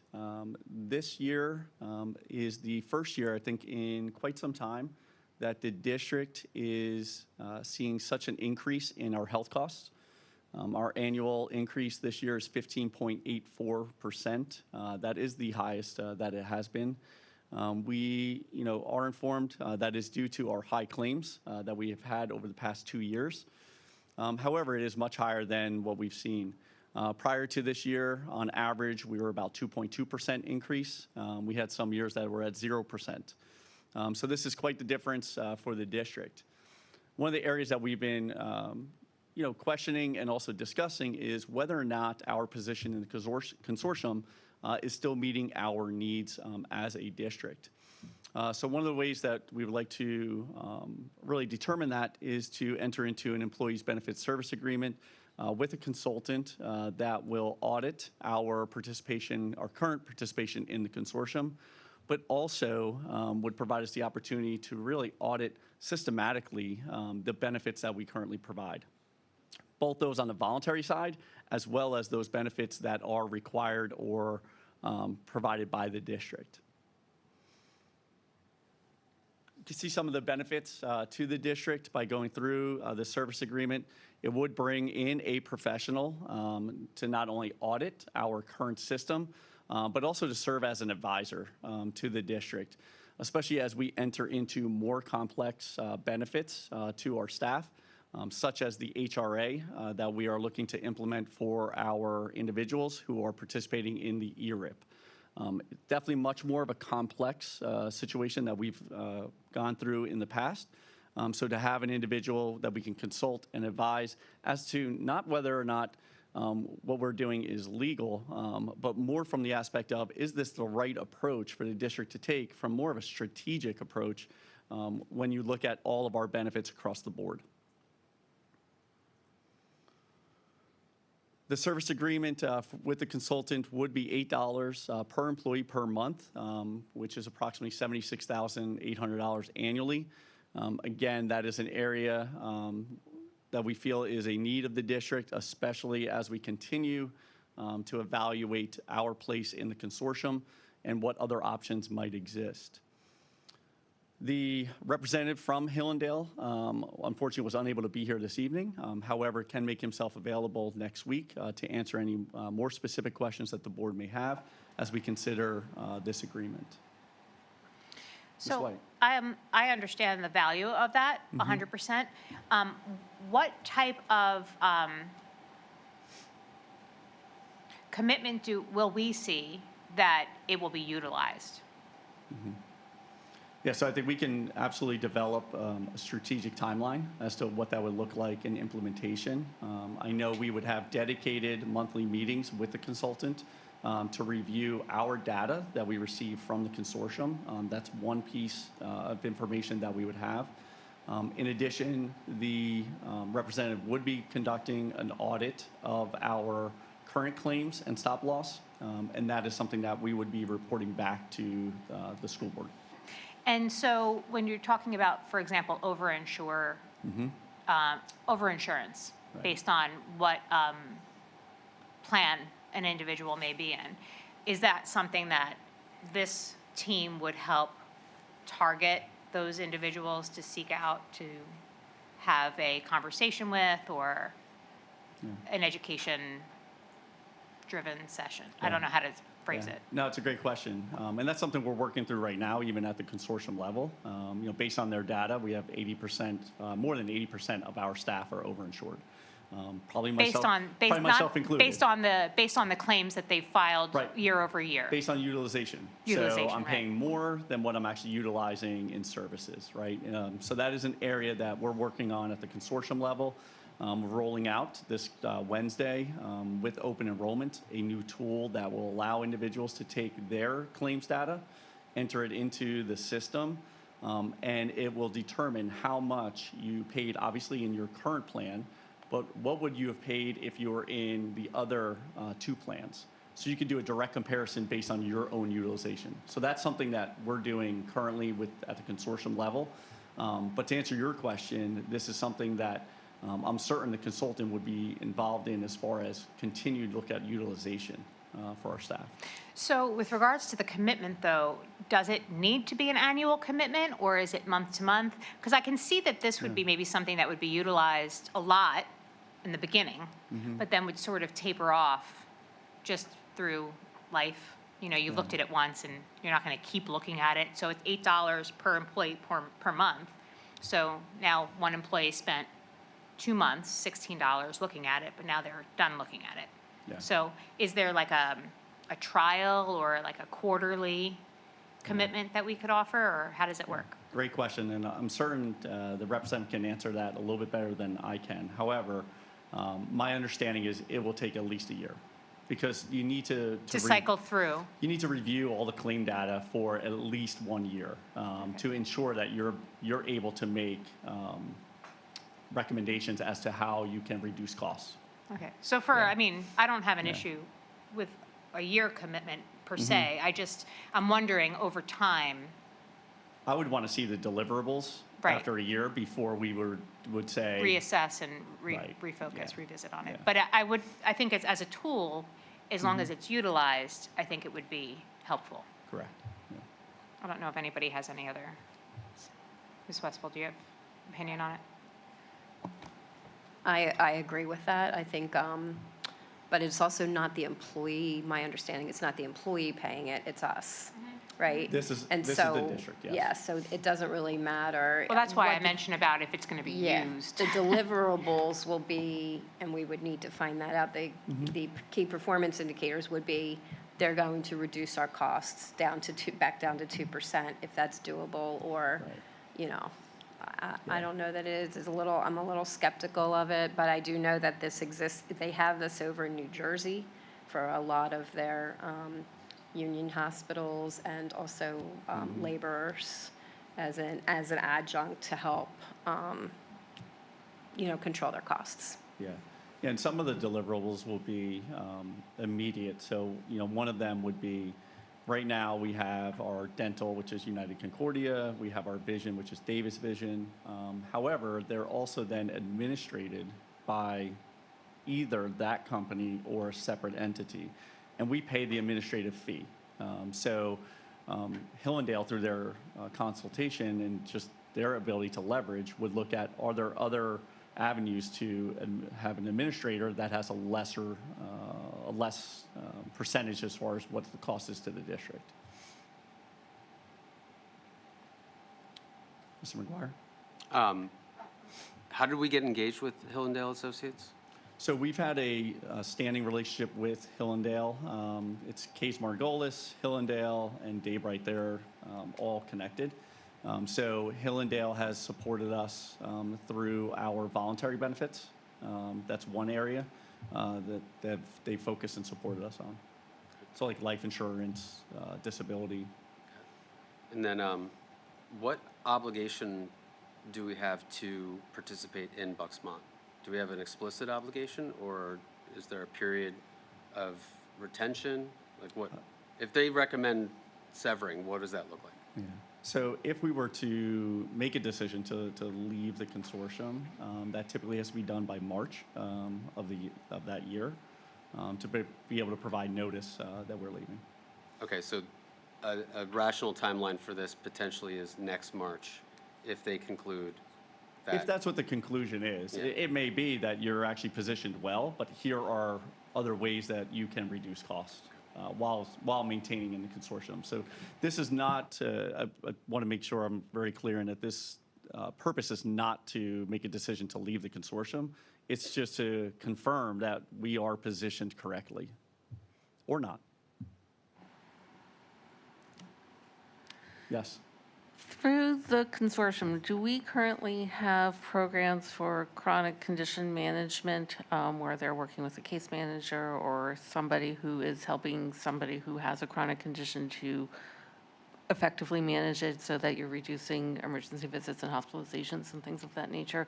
Or is that something that we're hoping Hillendale could advise us on how to develop and structure those types of interventions? Yeah. Now, there's several programs that we offer through the consortium.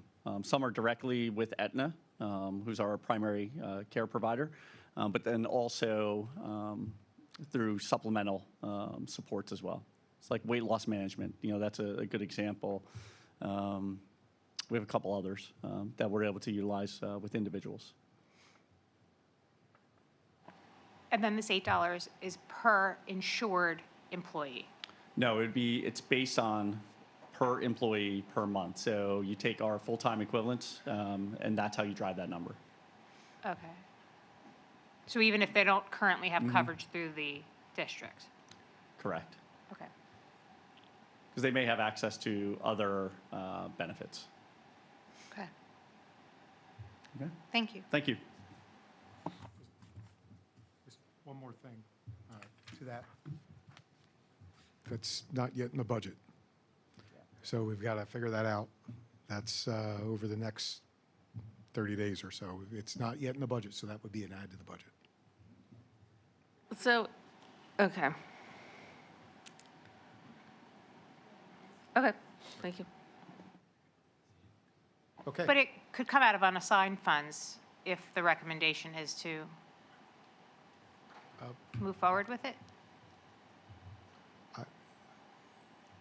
You don't have, I didn't try to put you on this, I wasn't trying to put you on the If spot. it's on, yeah, if it's on our agenda for this month, I'm just wondering if we need to keep it on the agenda this month, if we don't know how we're going to pay for it yet? Or if, is there something specific to the timing of moving it forward this month? I got the impression that it was with the transfer of the consortium, with the readjustment. Yeah, we can definitely, our goal was actually to bring this later in the year. However, due to the implementation of the HRA, definitely is an area that we have been consulting off the record with Hillendale and would like to move into more of a formal consultation model. So if we're approving that this year, it's coming out of this year's budget, so we would just have to take it out of the general fund, I'm assuming? The unassigned fund balance? So the cost of it would start July 1st. Okay.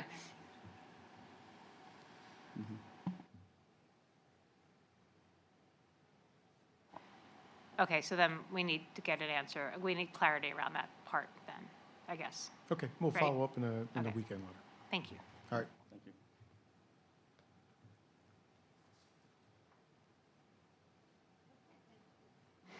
Thank you very much, Mr. Weaver and Mr. Moran. Appreciate that. We're moving on to 5.02, which is a motion to approve the final 2026-2027 general fund budget as presented. Action is requested this evening, and I so move. Mrs. Lofton motions, is there a second? Second. Mr. Liggett seconds, any comments or questions? Seeing none. All in favor? Against? Motion carries. Okay, moving on to 5.03, we have a motion to approve the purchase of food service equipment. Any questions? Then we'll move that to consent. 5.03, there's a motion to approve the employee benefits service agreement as presented. Are there any further questions now? I'd recommend that we keep this one off consent. I agree. Okay. 5.05, there's a motion to approve the educational staffing services agreement as presented. Does anyone have any questions or want to keep this one off consent? I'd like to keep this off consent. Keep this off consent. Pending clarification on those couple of discussion points. Okay. Any other questions on this one? Okay, 5.06. There's a motion to approve depositories for 2026, 2027. Any questions? I'd say we can move this one to consent. 5.07, motion to approve MCIU intergovernmental agreement for shared student services as provided. Are there any questions on this motion? If there's no questions, I would recommend we move this one to consent. Okay, moving to 5.08, this is from our Safety and Operations Committee. We have a motion to approve the replacement of the water booster pump at Schwegsville Elementary. Are there any questions on this motion? Mr. Fabrizio, do you want to add anything about this? Excellent. Two thumbs up. We got a thumbs Very up good. on this one. Okay, so if everyone's okay, we'll move that one to consent. 5.09, also coming from Safety and Operations, we have a motion to approve the installation of a lighting control system. Are there any questions on this motion? Let's go ahead and move this one to consent. 5.10 currently is a placeholder for approval of all sports insurance programs, so we'll keep that off consent.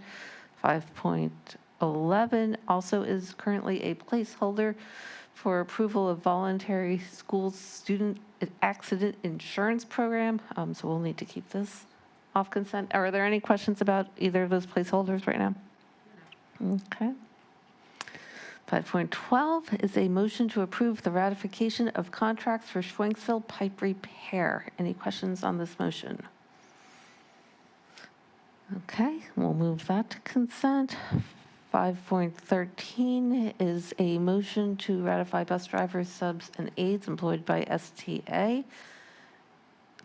Any questions about that? Yeah, well, it's already on, but we can still ask questions. Yeah. Any questions? Nope.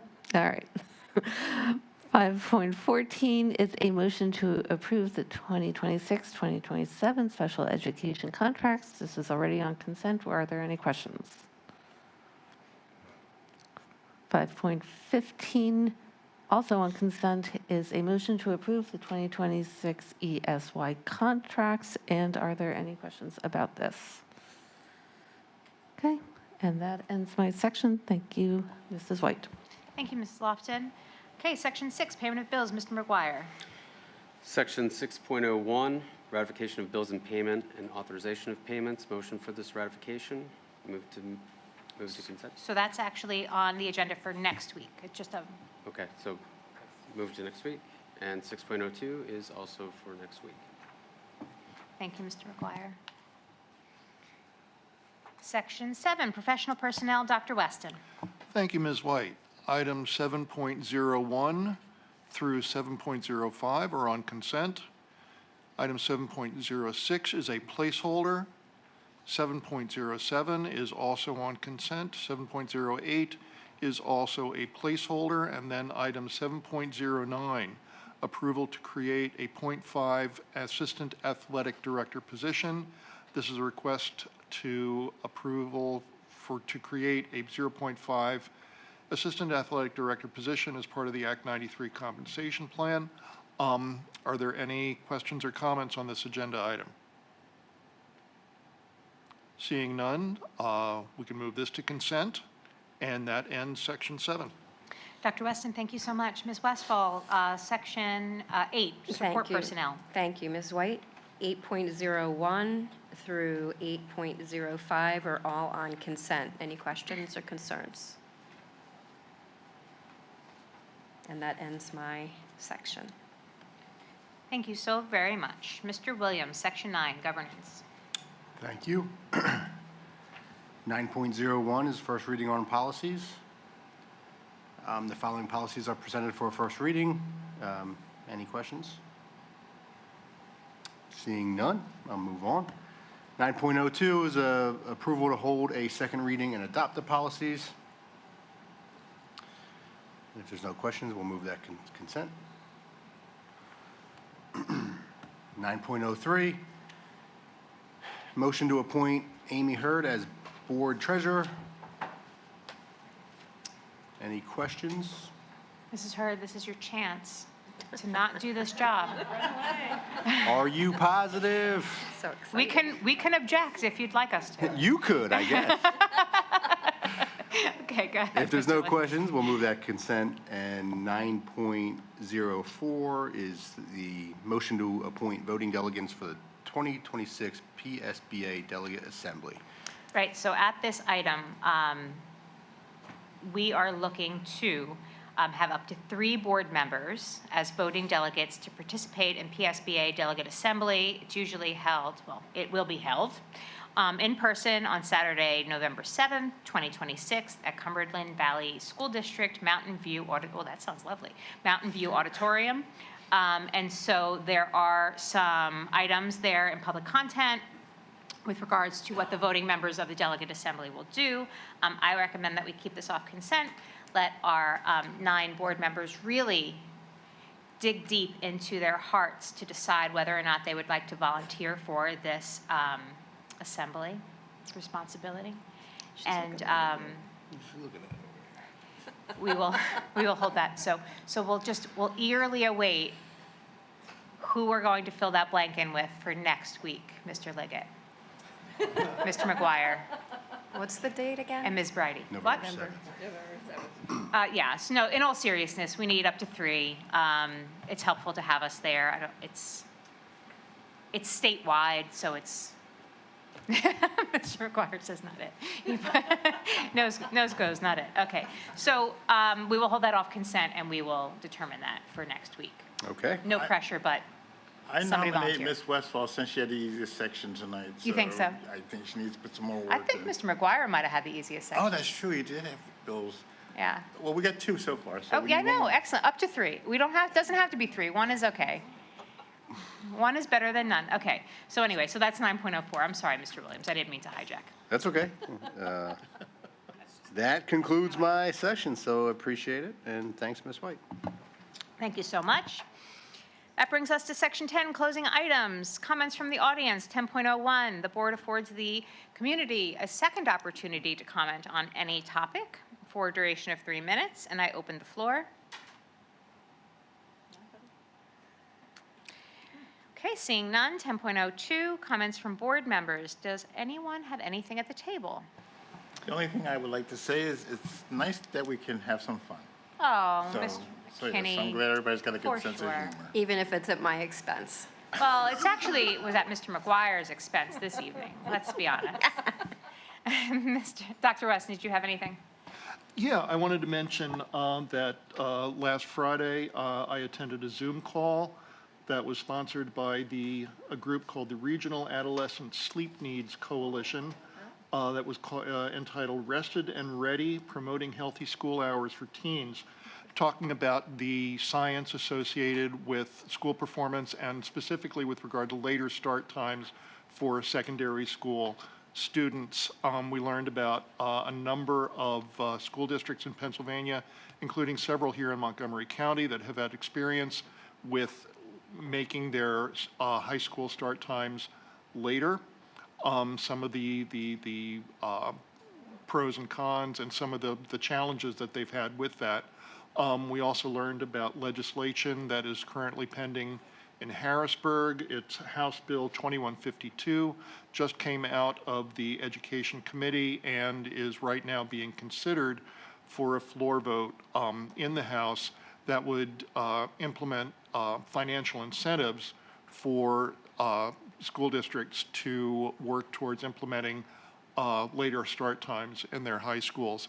I think that the target is 15 minutes later than their current start time, which could be challenging, but it's something to work forward to.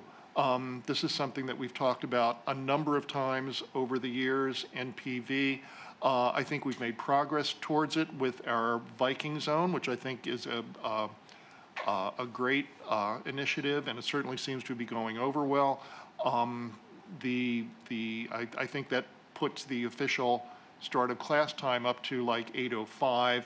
8:10. They'd like to target to at least 8:30, which I think the current iteration of the bill recognizes is not necessarily immediately achievable, but something that could be worked towards. Anyway, like I said, this is something we've talked about in the past. I hope that we can keep the conversation going and, continue working towards this, because the science has shown there are clear advantages to starting the high schools later. Thank you, Dr. Weston, and I appreciate you never letting it just fall by the wayside. It is something that we've been talking about several years, I want to say maybe even 6 years at this point. I remember it being brought up quite some time ago, and then we had all the things. So is this something that you would like to be part of the wellness agenda for this month?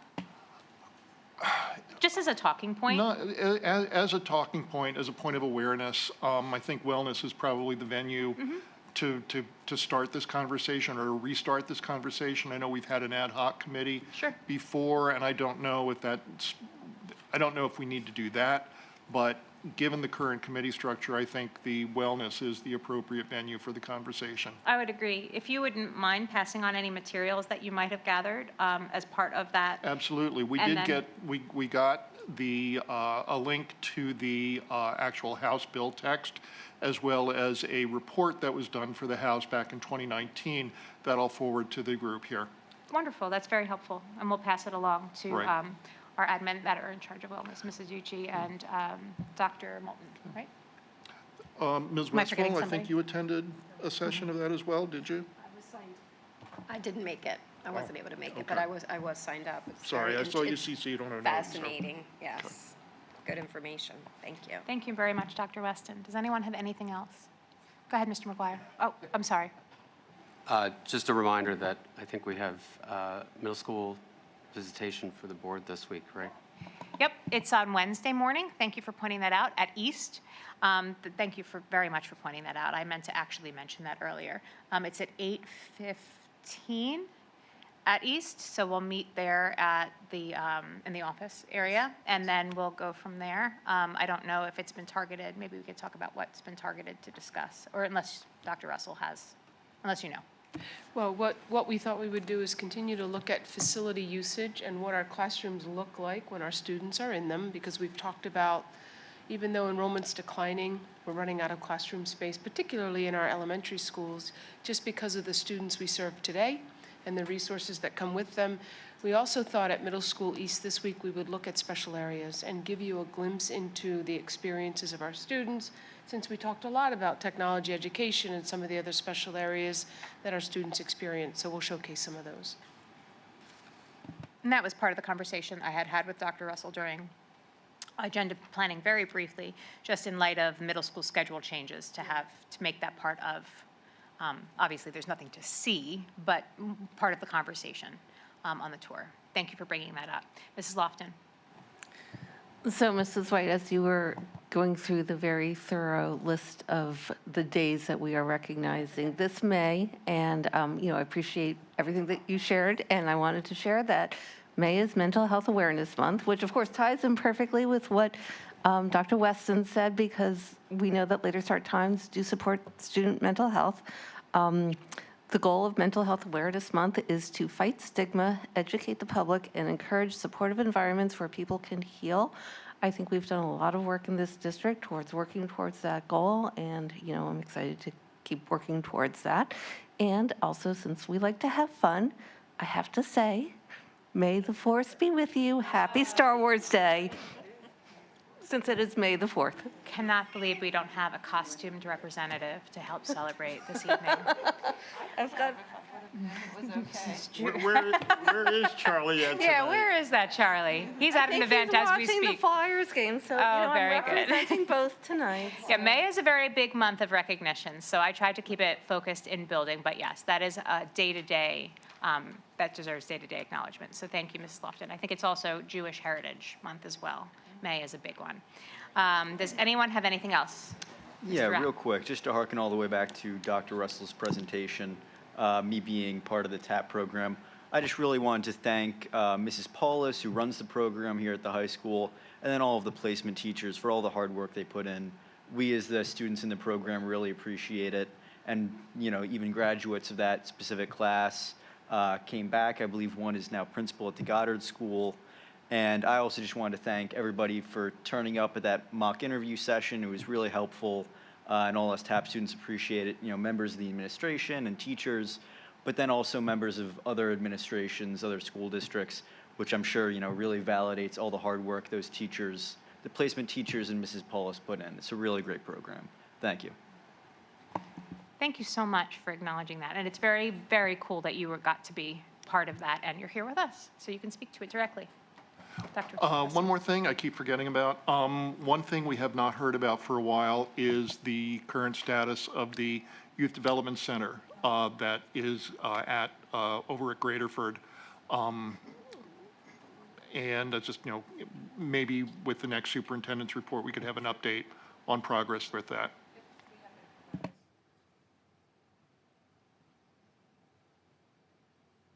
Once? Twice? Well, I have one more thing to say. Oh, God, Cindy. All right, go ahead, Ms. Westphal. I would like to, on behalf of the board, and you're timing me, thank all of the teachers and principals for all your good work. You make a difference every day, and it's not always easy work, especially when you're dealing with people like moi. But we do Sincerely. appreciate all that you do. Sincerely Thank you. echoed. Sincerely echoed. This board appreciates all of you, absolutely. Once, twice. Mrs. Hurd, do you have anything? This is your moment. We just made you treasurer again. You lucky, lucky lady. All right, very good. And so 10.03, notice of video disclaimer. 10.04 is adjournment. And then I also want to say that we held executive session on Thursday, 4/16, for the purpose of negotiations and personnel. And with that, we'll see you next week.